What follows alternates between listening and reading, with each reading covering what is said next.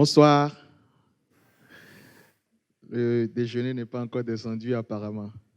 Merci de nous avoir rejoints dans cette salle bleue du Palais des Congrès pour la suite de cette semaine du numérique. Nous tendons lentement et sûrement vers la fin de l'édition 2022, dont le thème est le numérique au service du développement des collectivités locales. Depuis le lundi, nous étions réunis dans ce lieu pour parler de projets, d'infrastructures, de services, de tout ce qui se fait dans le numérique pour quand même aider les collectivités locales à porter le numérique au service des citoyens lambda qui sont dans les lieux reculés, en fait.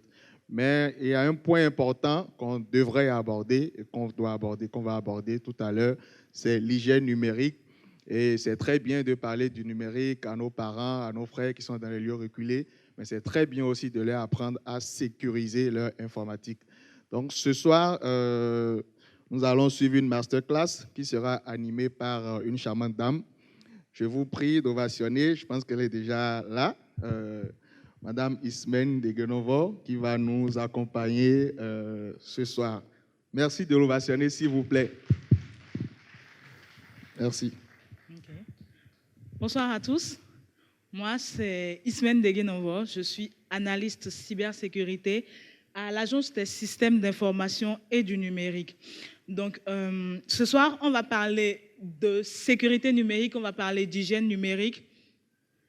L'hygiène numérique, très liée à la sécurité numérique, c'est ce qui nous permet de se sentir en sécurité, si on veut, de pouvoir adopter les bons gestes pour ne pas être victime ou pour vraiment retarder éventuellement les risques qu'on encourt, que ce soit la cyberattaque, que ce soit les infections, que ce soit les chantages et les ransomware par l'utilisation de l'Internet.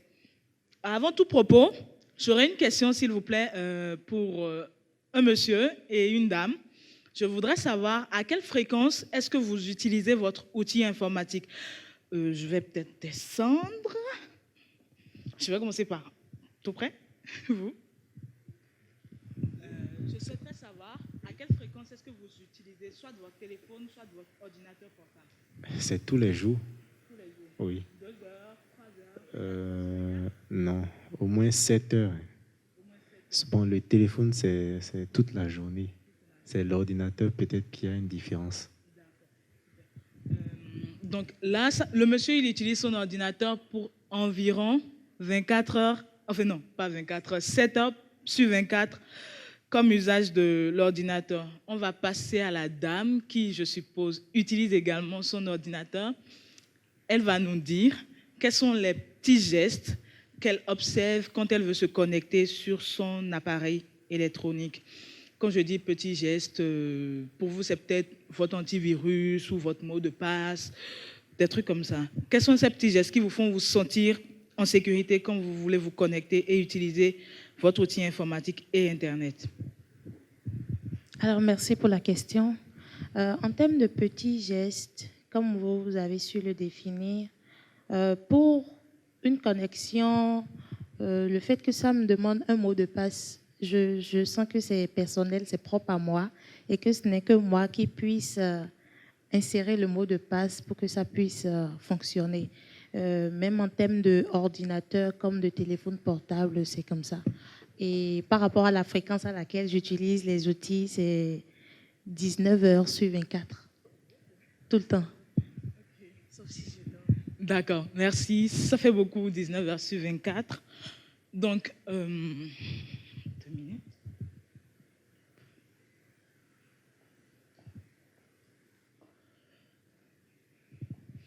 Donc là, madame a dit que son mot de passe lui donne le sentiment qu'elle est la seule à pouvoir utiliser son outil. Pour l'hygiène numérique, les petites règles à observer, le mot de passe en fait partie. C'est le premier commandement qu'on va aborder tout à l'heure, s'intitule un mot de passe robuste, tu utiliseras. Cela veut dire quoi? Le mot de passe, il est en réalité la première barrière auxquelles les cyberattaquants sont confrontés pour pouvoir accéder à vos outils, à vos comptes, à vos divers comptes. Il y a quelques critères qu'il faut observer pour avoir un mot de passe plus ou moins sécurisé, histoire de ralentir au maximum la prise de contrôle de votre outil ou de votre compte. Un mot de passe doit avoir 12 caractères, à minima. Il peut aller à bien plus. Un temps, c'était les mots de passe de 8 caractères, mais aujourd'hui, 8 caractères, il va falloir grand maximum, quelques secondes pour le craquer.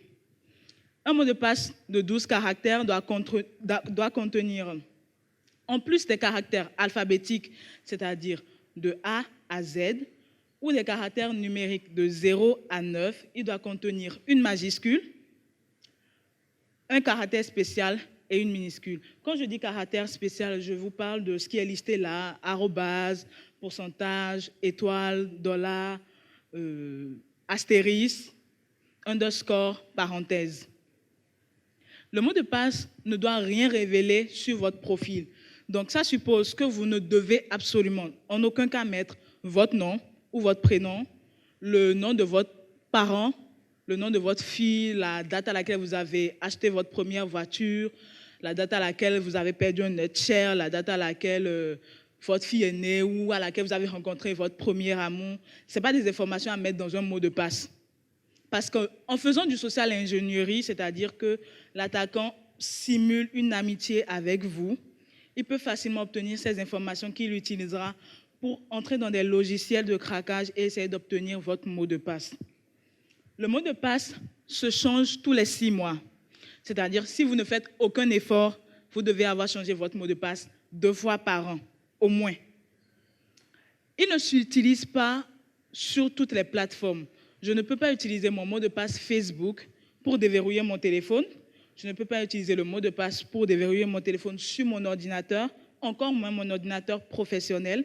Je ne peux pas utiliser le mot de passe de mon email, Gmail, sur mon Outlook professionnel. C'est très compromettant. En ce sens que lorsque, par exemple, vous utilisez des plateformes en ligne, Facebook, Instagram, Pinterest, et que vos données tombent dans des mains malveillantes, un attaquant a accès à la base de données de ces plateformes-là, il peut récupérer votre mot de passe et le tester sur toutes les plateformes auxquelles vous êtes connecté. Si, par malheur, vous avez utilisé le même mot de passe sur 2 plateformes, il pourrait avoir accès à cette seconde plateforme sans aucun effort. Le mot de passe ne s'enregistre jamais sur le navigateur. C'est une erreur à ne pas faire. Il ne faut pas non plus se connecter sur des plateformes non sécurisées, sur des pages web non sécurisées. À quoi est-ce qu'on reconnaît une page web sécurisée? C'est-à-dire que le site doit être en HTTPS ou avoir un cadenas dans le coin droit. Ça, c'est, dans le coin gauche. Un cadenas fermé dans mon coin gauche. Donc, ça me rassure que cette plateforme est une plateforme sécurisée sur laquelle je peux entrer mes identifiants. Il faut toujours vérifier également l'identité des sites web que vous utilisez. Je suppose MyBOA, par exemple, à tout hasard, ce n'est pas de la pub. Je dois entrer mes identifiants pour me connecter à mon compte. Pour cela, je dois m'assurer que c'est bien la bonne plateforme. Parce que les attaquants, aussi malins qu'ils soient, ils créent des doubles, des plateformes très ressemblantes, qui sont là uniquement pour recueillir vos informations et pouvoir les utiliser contre vous, ce qui vous expose à endosser des responsabilités d'actes que vous n'avez absolument pas commis. Toujours dans le but de solidifier, de consolider notre authentification, il faut penser à activer la double authentification. Notre deuxième commandement, c'est une double authentification, tu opteras. Pour une double authentification, tu opteras. La double authentification, c'est quoi? C'est une méthode qui vous permet d'entrer 2 informations de connexion afin de pouvoir accéder à votre compte. Dans la ligne de ces 2 informations, on a ce qu'on sait, ce qu'on est et ce qu'on a. Ce qu'on sait, ce sont des facteurs mémoriels, des informations qu'on a en mémoire. Un mot de passe, un code PIN, une question de sécurité ou un motif. Une question de sécurité, on peut remarquer ça sur les connexions Gmail où on vous demande d'entrer un deuxième facteur où on vous dit d'entrer la question de votre choix dont vous seul, vous avez la réponse. Ce qui fait que finalement, si un attaquant arrive à trouver par mégarde vos informations et qu'il entre votre mot de passe, et que dès qu'il a entré votre mot de passe, on lui demande cette deuxième information, il est bloqué. Parce que c'est une information que vous seul, vous avez en mémoire. Ce que vous avez, ce sont des facteurs, c'est un facteur matériel. Un email qui vous envoie un OTP, One Time Password. Donc, vous vous connectez une première fois, vous validez, on vous envoie un email avec un code. Souvent, ça se remarque dans les cas de récupération de mots de passe sur les comptes Facebook ou n'importe quel autre compte d'ailleurs. Donc, on vous envoie ce mot de passe ou ce petit code-là que vous entrez enfin pour pouvoir accéder à votre compte. C'est pareil pour les SMS et les invites à l'utilisation. Les invites à l'utilisation, je pourrais vous les illustrer avec Gmail, qui vous envoie par exemple un message et vous dit d'appuyer un chiffre sur votre téléphone. Il vous affiche un chiffre et il vous demande d'appuyer le même chiffre sur votre téléphone. Ça favorise directement la connexion à votre compte Gmail. Ou la clé de sécurité. Je suppose que vous avez un coffre-fort, par exemple, que vous avez verrouillé avec votre empreinte digitale et la clé de sécurité. Même en supposant que quelqu'un ait coupé votre doigt, sans la clé de sécurité, il ne pourrait pas y accéder. Et en dernière position, on a ce que vous êtes. Donc là, c'est un facteur corporel, reconnaissance faciale, reconnaissance vocale, balayage de l'iris et puis vérification d'empreintes digitales. Donc ça, ces deux premières règles ont pour but de solidifier, c'est trop dire, solidifier, on va dire ça comme ça quand même, votre authentification à un compte. Tel logiciel, tu mettras à jour à bonne date. Ça ne sert à rien d'avoir un mot de passe super robuste si le logiciel que vous utilisez est vétuste, s'il n'a pas été mis à jour depuis, alors qu'il y a des failles de sécurité qui ont été identifiées sur ce logiciel-là, il y a des corrections qui ont été appliquées et qui sont disponibles, vous vous exposez inutilement. Et j'ai précisé à bonne date parce qu'on a la nouvelle version qui est sortie, mais vous, c'est 2 mois après que vous mettez à jour. Vous avez largement eu le temps de vous faire pirater. Il faut mettre à jour régulièrement votre ordinateur et tous les logiciels qui y sont installés. Il faut également vous assurer d'avoir un antivirus et un pare-feu. L'application Windows Defender, le logiciel de Windows Defender à lui seul n'est plus suffisant pour sécuriser un ordinateur. Il faut également que vous évitiez les logiciels craqués. Bon, on sait tous, hein, on a fait ça. Mais après, il faut vraiment éviter cela parce que c'est un grand vecteur d'infection. Les cyberattaquants passent par là pour insérer des logiciels, des chevaux de Troie, pour infiltrer vos ordinateurs, prendre le contrôle et détourner l'utilisation que vous en faites. Tes données, tu sauvegarderas.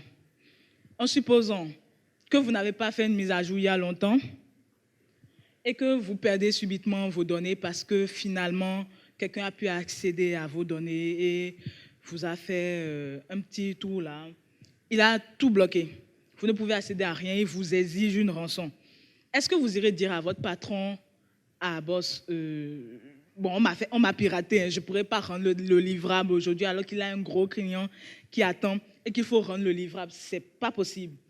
Donc, c'est pour ça que la sauvegarde intervient. Il faut pouvoir faire des sauvegardes régulières et sur différents supports. Ça vous évite de perdre des journées de travail et ça vous permet d'assurer la continuité de votre activité. Si vous utilisez votre ordinateur de façon très quotidienne, je suppose 24 heures par jour, hein, si vous utilisez tous les jours votre ordinateur, la recommandation, c'est d'effectuer les mises à jour chaque 24 heures, tout au moins, ou une fois par semaine si vous êtes très paresseux. Et il faut idéalement faire la sauvegarde sur plusieurs supports, au plus 3, à minima 2. Ça va vous éviter de perdre vos données et il y a très peu de chances que les 2 supports de sauvegarde soient indisponibles à la fois. Quand je dis 2 supports de sauvegarde, je parle par exemple d'une clé USB ou d'un disque dur, en plus de la connexion, du stockage en ligne, les clouds par exemple. Tes données, tu chiffreras. On a parlé tout à l'heure d'enregistrer ces données sur disque ou sur support. Mais c'est plus sûr qu'on chiffre ces données-là. Le chiffrement, c'est une méthode de sécurité qui est mise en place qui vous permet d'assurer la confidentialité de vos données. C'est une méthode très importante et qui évite que, même si vos données tombaient entre de mauvaises mains, que ce voleur-là puisse avoir accès aux informations qu'ils contiennent. Il pourrait avoir accès à votre clé USB, mais il ne pourrait pas lire les informations qui y sont enregistrées. Pour un ordinateur portable, on vous préconise d'utiliser VeraCrypt, qui est un logiciel de chiffrement. Vous pouvez également mettre des mots de passe sur vos fichiers Office, Microsoft Office, les PDF également, vous pouvez les chiffrer et conserver les mots de passe ailleurs. Il faut toujours s'assurer de ne pas partager le mot de passe et le fichier par le même canal. Si on me demande un travail et que c'est suffisamment confidentiel, je chiffre le fichier, je peux envoyer le fichier par mail et envoyer le mot de passe par message instantané. Ou alors j'envoie le mot de passe par message, par mail, et j'envoie le fichier par un autre canal. C'est toujours plus sécurisé. Les mobiles également peuvent être chiffrés. Donc, dépendamment de votre téléphone, vous pouvez aller pour les Android dans le paramètre sécurité, chiffrer son téléphone. Il faut s'assurer de se rappeler du mot de passe de chiffrement. Parce que lorsque vous avez perdu votre mot de passe de chiffrement, vous considérez que vous avez perdu votre téléphone parce qu'il n'y a aucun moyen de pouvoir le récupérer. Au Wi-Fi public, tu ne te connecteras point. On a tous été tentés en cas d'indisponibilité ou en cas de voyage, parce qu'on n'a pas un vendeur de data à proximité, de se connecter à un Wi-Fi qui est disponible, que ce soit à l'UAC, que ce soit à la gare, que ce soit à l'aéroport ou à MTN, Move, tout ce que vous voulez. Dans les ministères également, on est tous tentés de se connecter au Wi-Fi public, au premier Wi-Fi qu'on trouve. Mais sachez que c'est une pratique très dangereuse parce qu'elle est plébiscitée, je pense que c'est le bon mot, par les attaquants. Ils adorent ça parce que ça leur permet de s'infiltrer dans le réseau, d'accéder à vos données, d'accéder à votre ordinateur et de récupérer vos informations. Pour les plus malins, ils ont le temps d'installer des backdoors, des portes dérobées, histoire de pouvoir se reconnecter après, même à votre insu. Donc, privilégiez toujours l'utilisation par câble et assurez-vous que votre ordinateur est bien protégé par un antivirus ou un pare-feu. Et si malheureusement vous n'avez pas d'autre choix que de vous connecter à un Wi-Fi public, assurez-vous de ne pas faire d'opérations délicates. Ne vous connectez pas à votre compte BOA, à votre compte bancaire, ne vous connectez pas à vos adresses, à vos boîtes électroniques et ne faites aucune opération qui pourrait vous porter préjudice, dans le sens où tout ce qui requiert une information personnelle qui détournée pourrait vous porter préjudice. Évitez cela lorsque vous vous connectez à des Wi-Fi publics. Ta messagerie électronique, tu protégeras. On a tous une boîte mail. Est-ce qu'il y a quelqu'un dans l'Assemblée qui n'a pas de boîte email? Non, personne. Donc, en fait, ça prouve à quel point c'est indispensable aujourd'hui. Je pense que c'est le premier truc qu'on crée lorsqu'on prend un nouveau téléphone. C'est le premier truc qu'on crée pour être in et pour pouvoir utiliser Internet. La boîte mail est un vecteur d'hameçonnage. Il est très utilisé pour les campagnes d'hameçonnage et de phishing auxquelles il faudra faire très attention. Les mails ne sont pas sécurisés tant qu'ils ne sont pas chiffrés. C'est pour cela qu'il faut éviter d'envoyer des informations sensibles ou confidentielles dans un email non chiffré. Il faut toujours vérifier que vous envoyez l'email au bon destinataire. Ça vous évite d'envoyer des informations importantes à la mauvaise personne. Et n'utilisez pas vos adresses électroniques professionnelles pour vous enregistrer sur des forums, sur des forats ou sur des sites de marketing. Parce que ce qui se passe quand vous faites ça, c'est que vous allez recevoir très souvent des spams. Et les spams, c'est juste beaucoup de phishing, des pièges et beaucoup de messages totalement inutiles qui remplissent votre email. Et lorsque vous n'êtes pas attentif, vous vous êtes très facilement fait piéger, vous vous retrouvez à télécharger des logiciels malveillants à cliquer sur des liens par inadvertance, ce qui, sur le long terme ou même à l'instant, va vous faire télécharger un logiciel qui, à la fin, volera vos données et vous mettra en position difficile. Pour chiffrer et signer son email, vous pouvez utiliser PGP avec l'outil Cléopatra. Cléopatra est un logiciel de chiffrement qui vous permet d'utiliser le protocole PGP qui va vous créer une paire de clés. La clé publique et la clé privée. Donc, la clé publique, dès que vous l'avez, vous le partagez sur un serveur, ça va permettre aux gens qui souhaiteraient vous envoyer des emails de l'utiliser pour chiffrer l'email qui vous est destiné. Et vous, votre clé privée qui n'est absolument pas à partager, qui est une information confidentielle, vous pouvez l'utiliser pour déchiffrer l'email que vous avez reçu et vice-versa. Tu ne cliqueras point sur les pièces jointes ou les liens suspects. Je disais tantôt que les emails sont le meilleur canal pour les campagnes d'hameçonnage et de phishing. Une campagne d'hameçonnage, c'est qu'on va vous envoyer un mail qui a l'air totalement réglo, mais qui en fait comporte un petit piège qui est souvent inattendu et qui vous paraît bizarre sur le coup. Mais après, des fois, ça vient d'agences que vous connaissez ou ça vient de personnes que vous connaissez. Vous vous dites, bon, vas-y, ça a l'air safe. Vous cliquez sur un lien, vous téléchargez la pièce qui est jointe à l'email. Mais en fait, vous êtes juste en train de télécharger soit un cheval de Troie, soit un virus, soit un ver qui va s'installer, va créer des doublons, va faire plein de dégâts sur votre matériel et dans le réseau. Donc, il faut absolument éviter de cliquer sur des liens dans vos emails, à moins que vous soyez sûr du destinataire. Il faut également vérifier les pièces jointes et les scanner automatiquement à l'aide de votre antivirus. Ne remplissez aucun formulaire auquel vous ne vous attendez pas. Ne remplissez aucun formulaire qui vous a été envoyé par quelqu'un avec lequel vous n'aviez pas une discussion préalable concernant le formulaire. Ne remplissez aucun formulaire dont vous ne maîtrisez pas le sujet, parce que ça pourrait vous porter préjudice. Souvent, il y a des formulaires qui sont rédigés dans le but de collecter vos informations, de collecter vos données et de les utiliser ensuite. Ton matériel professionnel, ton matériel personnel, de ton matériel professionnel, tu sépareras. Aujourd'hui, il y a une politique, une mode qui s'observe dans beaucoup d'entreprises, c'est que l'employé peut venir avec son ordinateur portable. L'employé peut rentrer avec son ordinateur professionnel qui lui a été alloué. Donc, en fait, pour une meilleure utilisation de l'Internet, il y a quelques règles toutes simples qu'il faut observer pour dissocier. On ne mélange pas la vie personnelle et la vie professionnelle. Ça vaut également dans ce cas-ci. Il ne faut pas faire suivre votre message électronique professionnel par un canal de messagerie personnelle. C'est-à-dire que je ne peux pas m'envoyer un rapport de boulot sur mon Gmail. C'est impossible.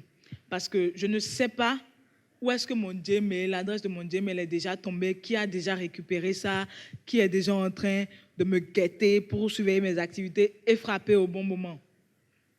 Il y a des entreprises qui vont loin et dès qu'ils remarquent que vous vous êtes transféré un fichier professionnel, vous font systématiquement des demandes d'explication. J'en ai connu. Et n'hébergez pas les données professionnelles sur vos équipements personnels, que ce soit une clé, que ce soit un téléphone ou quelque stockage en ligne. Je ne peux pas héberger, je ne peux pas copier un fichier, un rapport sur mon cloud ou sur mon Google Drive. Ça ne se fait pas, tout simplement. Évitez de connecter des supports à mobile personnels sur vos ordinateurs professionnels. La clé USB de ton frère, là, tu ne mets pas ça dans ton PC professionnel pour lui copier un film. Tu ne mets pas ça dans ton PC professionnel pour lui copier un cours. Tu ne mets pas ça dans ton PC professionnel pour lui copier une chanson. C'est très, très risqué. Parce que vous ne savez pas partout où est-ce que la clé a traîné. Vous ne savez pas tout ce qu'il comporte. Et non seulement ça vous porte préjudice encore une fois.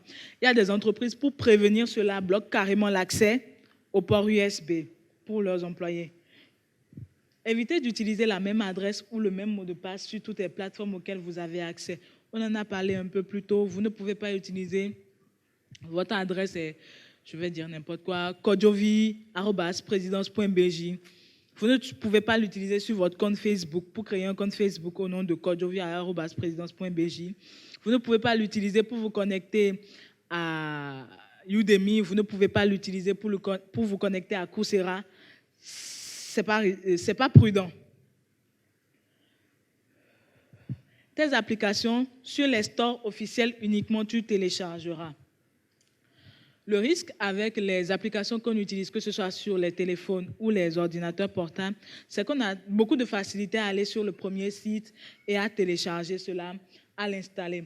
On court de grands risques quand ce n'est pas sur les sites des concepteurs eux-mêmes, de télécharger des applications infectées, de télécharger des applications frauduleuses qui infecteront notre ordinateur, réinstalleront les programmes ou créera une porte dérobée qui va lui permettre d'accéder à toutes les données confidentielles de l'entreprise.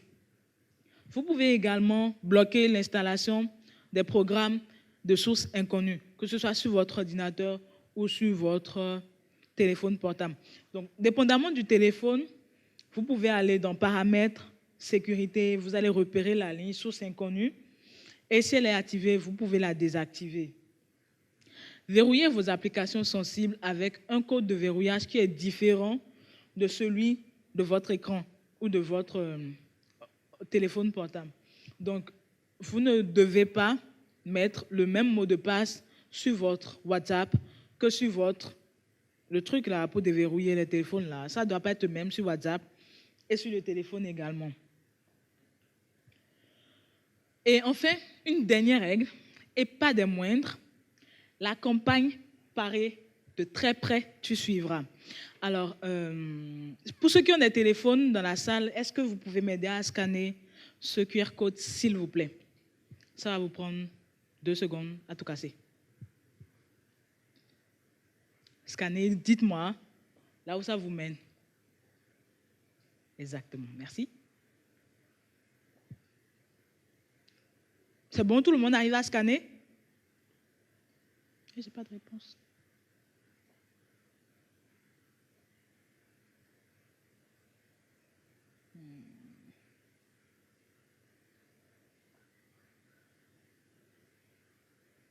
Monsieur au fond là-bas, c'est bon? Super, merci. C'est bon là-bas? Super, merci. Alors, protéger, alerter, responsabiliser, éduquer.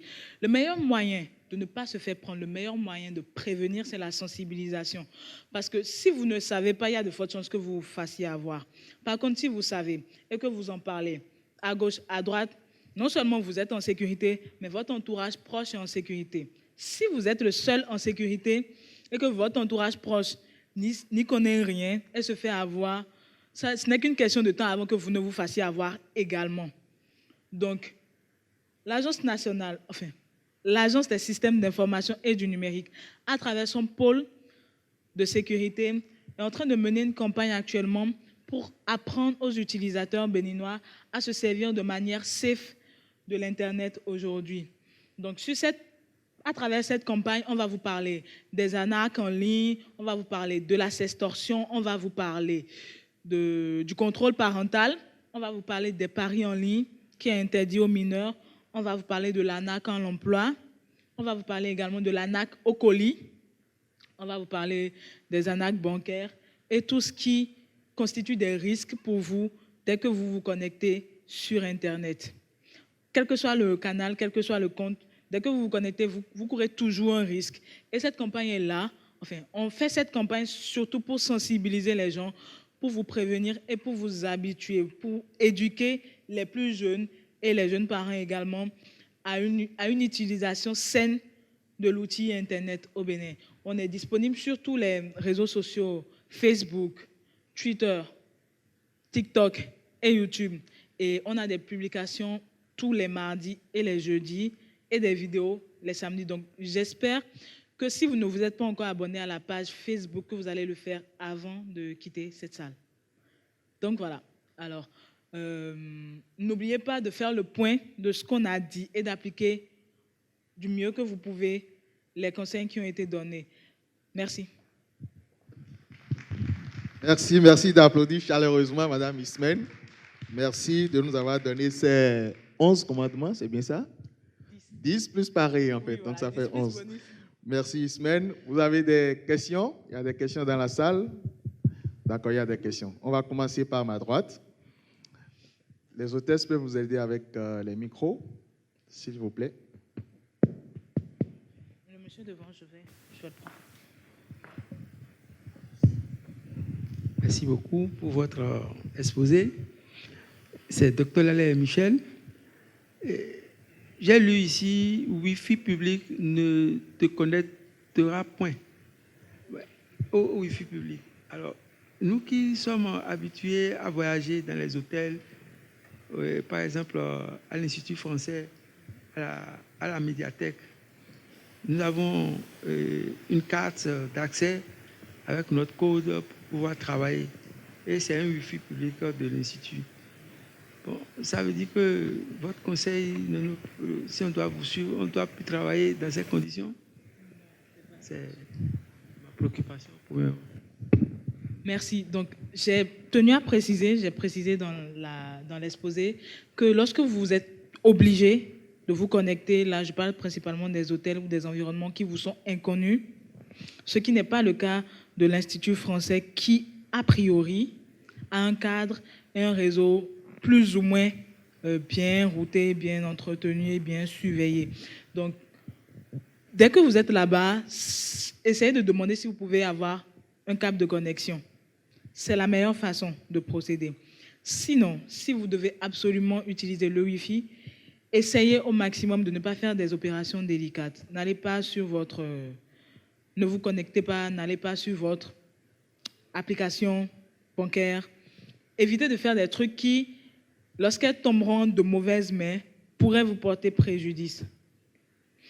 Si vous ne pouvez pas avoir le câble, c'est la meilleure façon de procéder. Voilà. Je n'ai pas l'impression que vous soyez satisfait.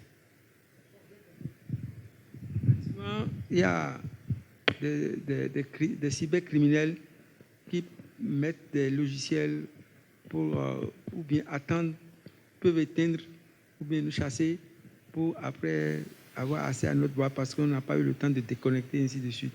J'ai compris. Merci beaucoup. Bon, maintenant, je voulais savoir si vous pouvez, si on vous donne si je vous donne votre email, vous pouvez m'envoyer les 10 commandements là en question pour que je puisse imprimer et en fait de cela, chevet de bataille, chaque fois à lire pour pouvoir mémoriser tous les 10 commandements pour la protection de mes choses.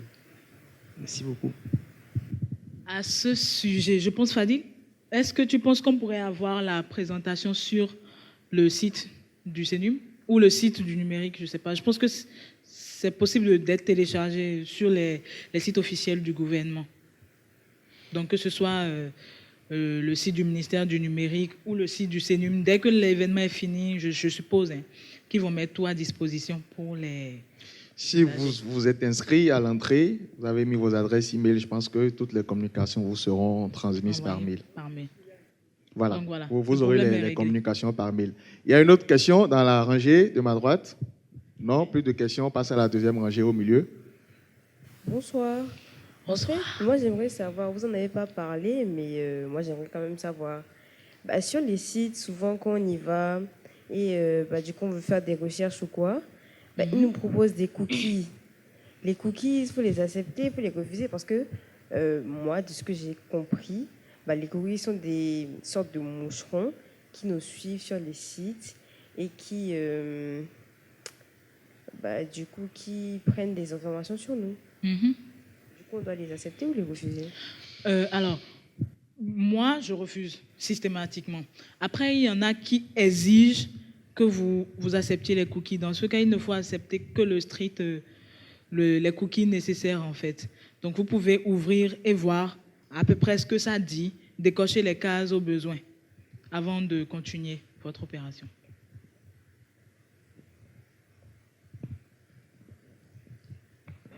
Bonsoir. Bonsoir. Ok, il y a quelque part, vous avez parlé qu'il ne faut plus aller sur les sites craqués.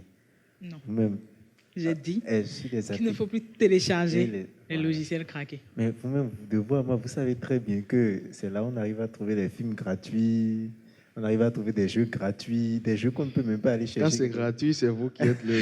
Oui, en fait. Donc, bon, est-ce qu'il n'y a pas une solution? Est-ce qu'il n'y a pas peut-être un logiciel qu'on peut mettre en place sur nos PC pour contrecarrer peut-être et pouvoir utiliser ça abondamment? Sinon, c'est très intéressant.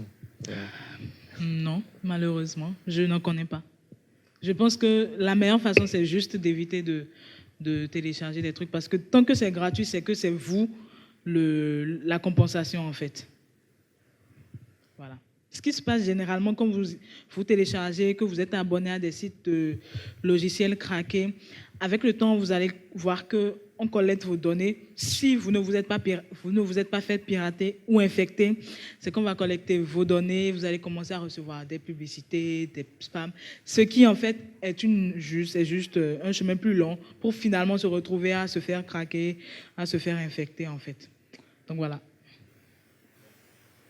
Bonsoir. Moi, j'aimerais parler des logiciels. Okay. Les logiciels, maintenant, il y a certains logiciels qui sont payants. Et donc, en ayant, il y a d'autres accès pour avoir accès à ces logiciels-là. Donc, est-ce que vous conseillez de continuer avec? Parce que ces gens quand on veut installer ces logiciels, d'habitude, ça me demande de nous couper, après le téléchargement, de nous couper de l'Internet pour l'installer. Donc, je ne sais pas si, malgré cela, en faisant cela, si on peut toujours non pirater ou bien un truc du genre. Bon, j'avoue que je n'ai pas compris votre question. Vous pouvez reprendre, s'il vous plaît? Vous voyez, par exemple, si on prend les logiciels en rapport avec le génie civil, par exemple, Archicad, c'est payant. Okay. Mais il existe des solutions pour avoir ça gratuitement. Donc, on télécharge les versions craquées pour nous, Africains. Maintenant, ce que je demande, c'est que pour installer ces versions maintenant, selon les processus qu'on nous met dans la version craquée, on nous demande de nous déconnecter d'Internet. Donc, on se déconnecte d'Internet et on installe le logiciel.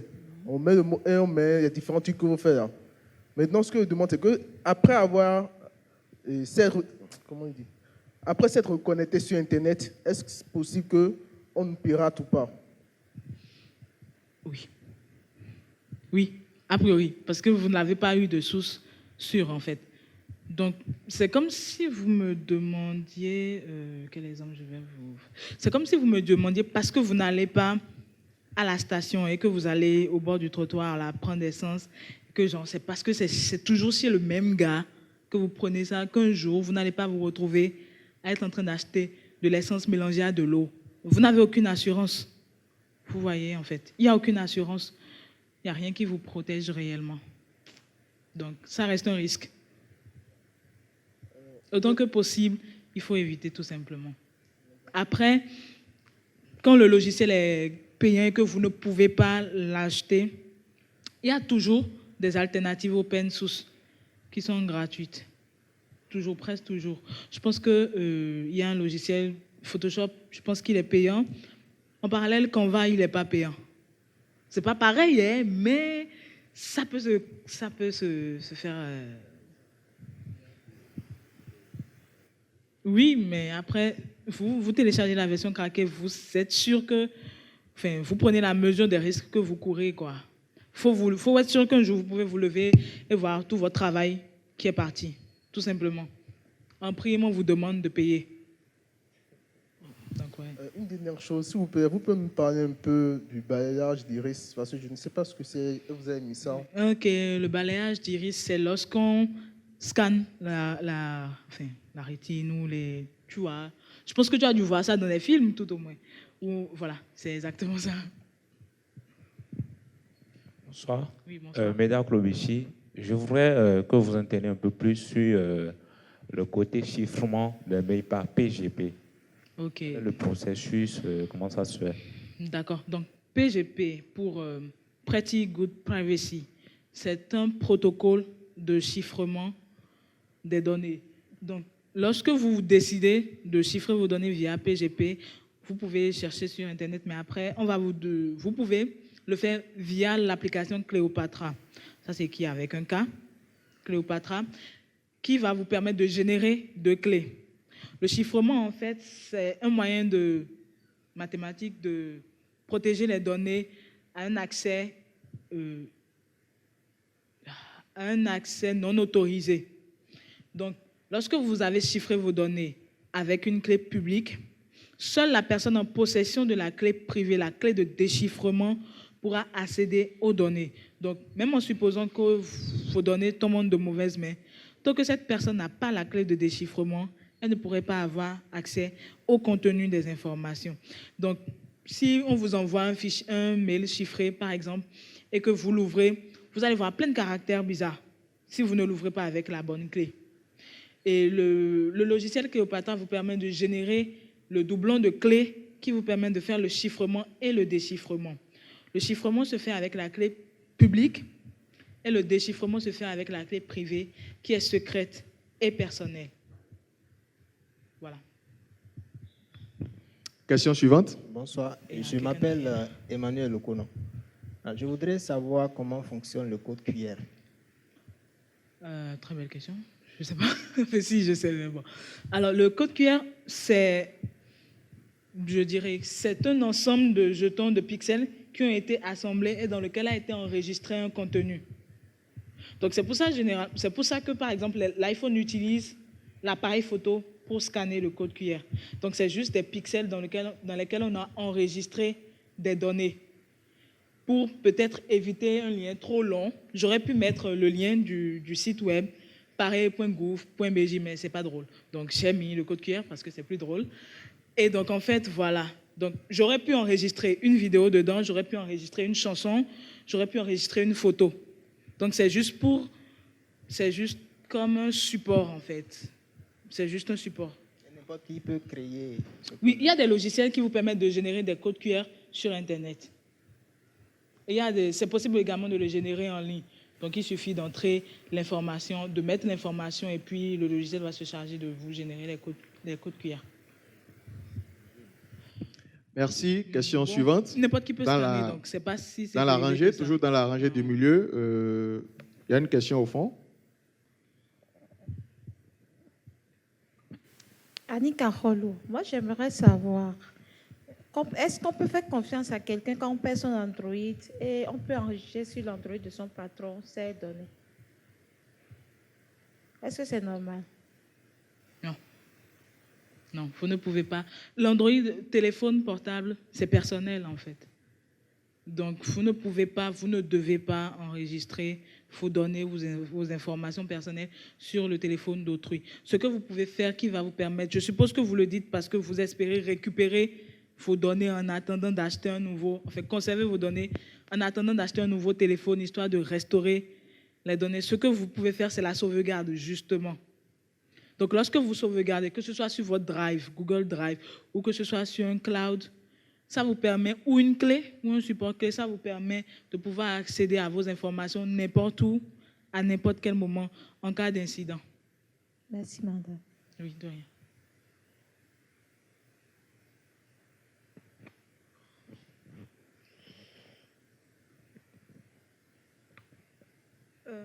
Lorsque vous faisiez la présentation, vous avez parlé de chiffrer nos données et vous avez parlé de VeraCrypt pour l'ordinateur. Donc, je voudrais savoir, sur un système Linux, comment est-ce qu'on peut procéder au chiffrement de nos données?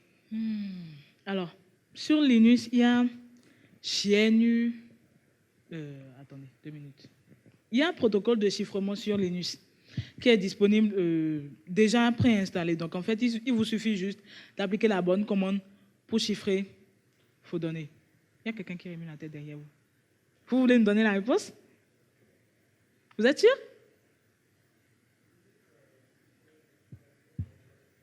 Oui. Le micro, s'il vous plaît. Bon, je disais tantôt que Linux est chiffré et c'est plus recommandé dans les interconnexions. Donc, c'est plus sûr et c'est encore open source. Et si elle n'est pas sûre de l'information, elle peut aussi aller sur Internet et aller sur GitHub pour voir le chiffrement, comment ça se fait. Ouais. Vous êtes satisfait? Merci. Merci. Maria Pitti, lors de la présentation, vous avez parlé des pièces jointes, des emails. Vous avez dit de ne pas les ouvrir. Moi, je pense qu'il faut plutôt insister sur les pièces jointes des mails, des spams. Parce qu'un mail privé qu'on m'envoie avec une pièce jointe, je suis obligé d'ouvrir et de télécharger. Oui, à quelques détails près. Oh, oui. Parce que si, par exemple, je suppose que l'email de votre correspondant a été récupéré dans une base de données qui a fuité et que l'utilisateur a malheureusement eu accès à son mot de passe également, il a l'accès au compte de cette personne-là. Il vous envoie un email et puis il met une pièce jointe dedans. À aucun moment vous êtes sûr que c'est votre gars là, c'est vraiment lui qui a envoyé l'email en fait. Donc il faut toujours prendre la peine de scanner les pièces jointes avant de les ouvrir, quelle que soit la personne qui vous a envoyé ça. Après, il y a également les spams, comme vous dites, ou Google. Je pense que j'ai reçu un spam comme ça, mais c'était Google avec 3 O qui m'a dit, oui, votre mot de passe, quelqu'un a essayé de se connecter, veuillez restaurer votre mot de passe ou un truc comme ça. Donc, si je n'avais pas fait attention, j'aurais restauré mon mot de passe. J'aurais mis l'ancien et j'aurais mis le nouveau. Donc, en fait, je ne suis plus propriétaire de ma propre boîte Gmail. Donc, on n'est jamais sûr. Des fois, c'est à une lettre près. Donc, soit dès que vous recevez, vous vérifiez bien l'adresse de la personne qui vous a envoyé l'email et vous vous assurez si vous aviez ou vous attendiez à un email pareil, ça va. Sinon, vous pouvez appeler et vous assurer que, oui, telle personne a effectivement envoyé tel email dans tel but avant d'ouvrir. Voilà. OK. Merci, bonsoir, Mylène Doukli. J'aimerais savoir, en cas de... Bon, dans le cas où il y a déjà attaque, comment faire et qu'est-ce qu'il faut faire pour s'en sortir? Alors, dans le cas où il y a attaque, il y a plusieurs cas d'attaque, hein, mais généralement, dès que vous remarquez que vous avez été attaqué ou que vous ne pouvez plus accéder à vos informations, la première chose à faire, c'est de vous rapprocher de l'OCRC pour porter une plainte, ou vous vous rapprochez du pôle sécurité de la CIN pour faire une demande, en fait, qu'on puisse traiter votre cas. Ça, c'est dans les cas où il y a eu ransomware sur votre ordinateur ou vol de données sur votre ordinateur. S'il y a eu vol de données, si vous avez des preuves, vous conservez les preuves que vous apportez dans ces deux institutions-là pour qu'on puisse prendre en charge votre cas. Maintenant, si c'est les réseaux sociaux, je vais aller un peu plus loin, et que c'est des arnaques dans le genre sextorsion ou dans le genre arnaque au Momo, par exemple, dans un premier temps, vous cessez toute communication avec l'individu. Vous rassemblez toutes les preuves possibles qui peuvent nous permettre de tracer cette personne-là et accélérer le processus de traitement de votre dossier, et ensuite vous portez plainte. Et vous essayez de changer vos identifiants. Si vous remarquez aussi dans un autre cas qu'il y a eu une connexion suspecte ou une activité suspecte depuis votre compte dont vous n'êtes pas responsable, la première chose à faire, c'est de vérifier, de prévenir les proches, je n'ai plus accès à mon compte, ou bien on m'a piraté, on m'a volé, et puis quelqu'un d'autre a accès à mon compte. Et dans un second temps, de changer tous vos identifiants systématiquement. Ne changez pas seulement l'identifiant de Facebook parce que c'est Facebook qui a été piraté. Changez systématiquement tous vos identifiants. Voilà. Merci. De rien. Vous êtes satisfaite? Question suivante. Alors, bonsoir. Bonsoir. Moi, c'est Akle Rachan. J'ai vraiment apprécié la présentation. Mais j'ai tendance à croire qu'on est resté juste à un niveau très près en matière de sécurité. Sinon, quand je prends l'exemple, on a l'habitude souvent également de prêter les câbles. Parce qu'à un niveau, vous avez parlé d'utiliser des câbles pour se connecter. Mais actuellement, même, il y a des câbles pour charger vos téléphones qui sont également piratés. Donc, j'aurais préféré également que nous faisions attention à cette manière. Prête-moi ton chargeur, prête-moi ton câble. D'accord? Il y a des câbles vraiment, aujourd'hui, où lorsque vous utilisez ça, on a toutes les informations de vos données. Il y a également les clés USB. D'accord? On a l'habitude également de mettre des clés USB dans les ordinateurs. Je vais copier quelque chose. Je pense que cette manière également, il faut également vraiment éviter cela. Même si vous avez un petit peu confiance à la personne, il faut vraiment éviter. Et l'autre chose également qu'on constate, c'est au niveau des ordinateurs. On constate que quand les gens finissent le travail le soir, on laisse l'ordinateur comme ça, on ne rabaisse pas, d'accord? Tout en sachant qu'il y a un coin de caméra au niveau de l'ordinateur, d'accord? Quand ces personnes, d'accord, et ces docteurs, la nuit, commencent à travailler, d'accord, ils se servent parfois également de ces caméras qui sont allumées. Parce qu'une fois que vous n'avez pas éteint la connexion de votre ordinateur, on peut avoir assez facilement à ces caméras de votre poste. Et quand la caméra est, par exemple, en face du lit, d'accord, vous pouvez déjà imaginer ce qui va se passer. Donc, ça me permet également de dire, de savoir ce qu'il faut mettre comme photo, comme vidéo dans nos téléphones portables, parce que chaque jour que je fais, d'accord, nous sommes confrontés à être hackés. Merci. D'accord. Merci pour vos apports. Vous avez totalement raison, surtout concernant les ordinateurs. Il faut toujours se connecter, enfin se déconnecter dès qu'on a fini de travailler. Il faut tenir son environnement de travail propre. Il n'y a pas à écrire son mot de passe sur un bout de papier et à coller sur le mur, là, comme ça. Comme ça, on est sûr qu'on n'oublie pas. Ce n'est pas correct. Pour les mots de passe, si vous avez trop de mots de passe et que vous voulez essayer de vous en souvenir, vous pouvez utiliser un gestionnaire de mots de passe, comme par exemple Passbolt, sur lequel vous allez enregistrer telle application, son mot de passe, telle application, son mot de passe. Passbolt également, qui lui-même demande un mot de passe pour se connecter et accéder à tous les mots de passe enregistrés. Et vous pouvez également toujours rabattre votre ordinateur, sinon tout au moins avoir un cache-cam que vous allez fermer tant que vous n'êtes pas en train de faire une visioconférence. Donc voilà, pour compléter ce que le monsieur a dit. Merci. Bonsoir. Mohamed Nazir, merci pour votre présentation. J'ai une question concernant, vous avez dit que on n'est pas obligé, ou bien, bon, si nous ne sommes pas sur d'un site, ne pas mettre son mail pour ne pas à chaque fois recevoir des spams. Bon, s'il arrivait que c'est déjà fait et à chaque fois on reçoit ces spams, comment on va faire pour y remédier? Merci. Ok, de rien. Vous pouvez, dès que vous avez identifié d'où ça vient, vous pouvez dérouler le spam. Souvent, il y a des options de déconnexion, de désabonnement.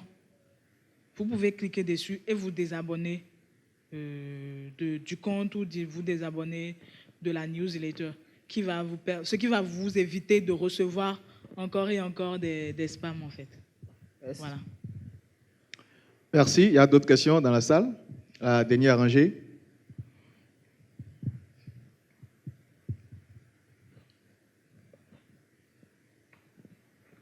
Merci. Vous aviez dit que pour se connecter à un Wi-Fi public, il est préférable de demander un câble. En quoi la connexion par câble nous protège d'une attaque? La connexion par câble est plus sûre que la connexion par Wi-Fi. Le Wi-Fi, par exemple, c'est un réseau.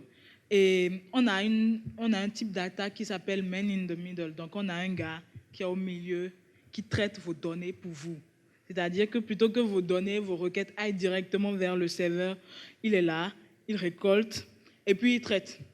Il peut vous envoyer des fausses réponses, il peut envoyer les réponses et intercepter les réponses du serveur, justement, et vous êtes en train de tenter encore et encore. Donc, ou alors il est juste là, et dès que vous avez entré vos données, il intercepte, il récupère avant que ça n'aille vers le serveur qui va faire son traitement normal. Donc en fait, sur le réseau, on n'est jamais sûr. Par contre, sur le câble, il ne peut pas y avoir, avant qu'un attaquant n'ait accès ou ne puisse perpétrer ce type d'attaque-là sur un réseau câblé, c'est quasi impossible. Enfin, très difficile, mais voilà, en fait. Donc, c'est juste plus sûr d'utiliser les câbles. C'est juste plus sûr d'utiliser les câbles, tout simplement. Merci. J'ai également deux questions pour vous, Madame Ismaël. C'est vrai qu'on est du même domaine, mais bon. Je me mets à la place d'un citoyen lambda. Je voudrais que vous nous parliez des crypto-monnaies. On entend parler, un peu, voilà, un peu partout. Qu'est-ce que vous en pensez? Quels conseils vous donnez aux jeunes qui sont là? Okay. Après, j'ai encore deux autres questions. Vous voulez y répondre d'abord? Oui. D'accord, allez-y. Donc, je ne vais pas parler des crypto-monnaies. pas ici.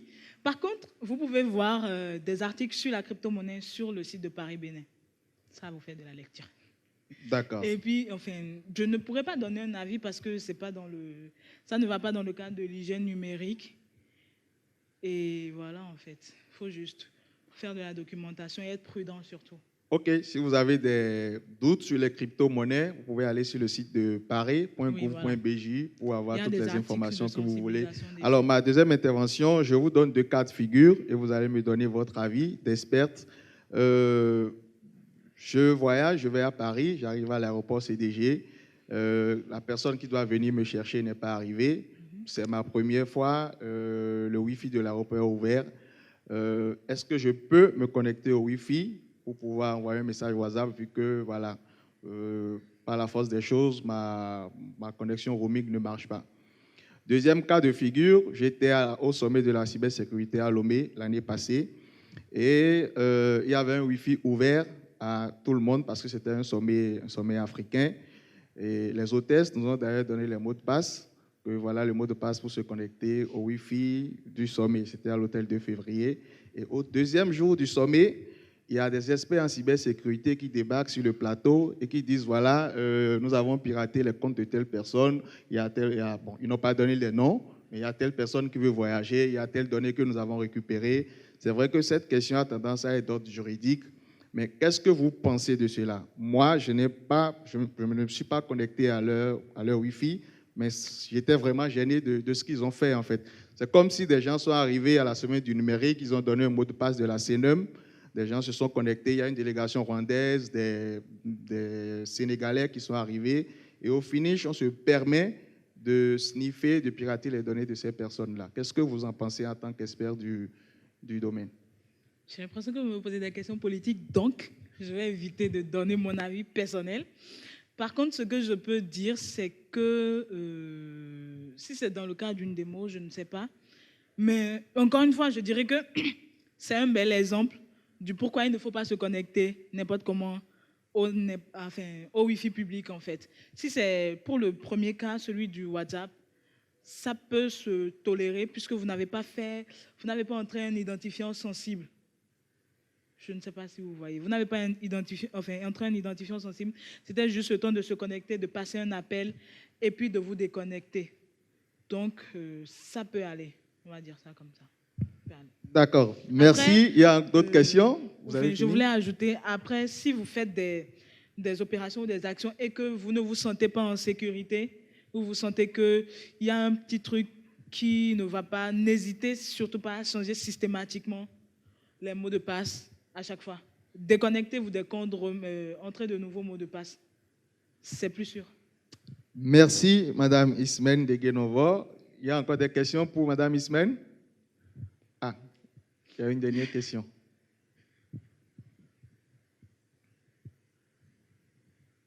Oui, moi j'ai une petite question, c'est savoir comment est-ce qu'on sait qu'on a été la cible d'une attaque? Parce que dans la présentation, ça est revenu plusieurs fois, changer votre mot de passe si vous avez l'impression d'avoir été victime d'un vol de données, si vous sentez que quelqu'un a eu une activité sur votre compte et cette activité ne vient pas de vous. Moi, je voudrais savoir comment concrètement on peut savoir cela et modifier son mot de passe et mener toutes les actions derrière. Donc, pour répondre à cette question, je pourrais dire que tout ce temps qu'on est, on a des habitudes sur Internet. Donc, lorsque vous remarquez qu'il y a, par exemple, je vais dire quoi, la dernière connexion sur une plateforme de la place, par exemple, et vous remarquez que votre dernière connexion n'était pas la date l'heure ou à la date, l'heure d'attache à laquelle vous êtes connecté, ça peut vous alerter. Lorsque vous recevez un mail qui vous dit que vous avez essayé de vous connecter tel jour, réessayez de vous connecter ou bien modifiez votre mot de passe ou alors saisissez tel numéro. Je pense qu'un jour, j'étais en train de travailler et puis j'ai vu que Gmail m'a envoyé un message pour choisir un chiffre. Donc, en fait, j'ai bugué parce que j'essayais même pas de me connecter. je me suis dit, ça, c'est pas normal. Donc, j'ai juste coupé et j'ai annulé. Je suis allée vérifier et j'ai remis à jour mes identifiants.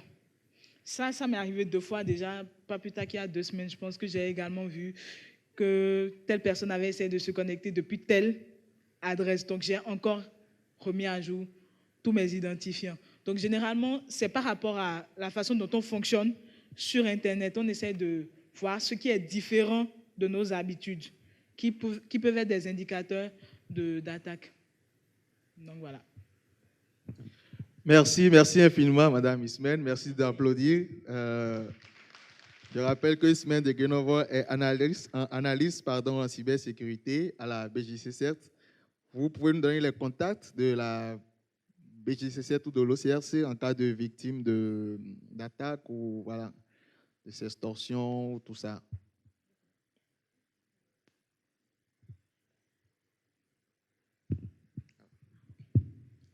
D'accord, donc les contacts pour le pôle sécurité de la CIN, c'est contact@ansi.bj, sur lequel vous pouvez envoyer vos plaintes, ou alors vous pouvez vous rapprocher de nous. On est à Cheminot, immeuble Fawaz, c'est bien ça, immeuble Fawaz.